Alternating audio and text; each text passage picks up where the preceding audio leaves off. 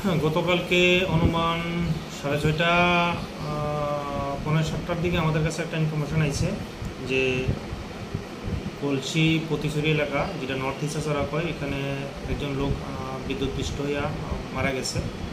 সঙ্গে সঙ্গে ওইখানে আমরা ঘটনাস্থলে যাই। যাওয়ার পরে দেখতে পাই যে ওই ঘটনাস্থলে একটা বিদ্যুতের তার ছিঁড়া পড়ে রয়েছে এবং উনি একটা সাইকেল নিয়ে বাড়ির থেকে বাজারে যাওয়ার উদ্দেশ্যে বাড়িছিল।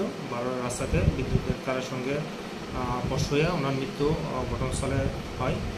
তখন সঙ্গে সঙ্গে আমরা ওনাকে ওই জায়গা থেকে পিএম করার জন্য জোলাইবাড়ি হসপিটালে শিফট করি এবং আমরা একটা অস্বাভাবিক মৃত্যু থানাতে রেজিস্টার করি এবং তদন্ত শুরু করি। আজকে ওনার যেহেতু গতকালকে রাত্রে হয়ে গেছে, পিএম সংগঠিত হয়নি, আজকে মৃত্যুর সঠিক কারণ নির্ণয়ের জন্য পিএম সংগঠিত হইব এবং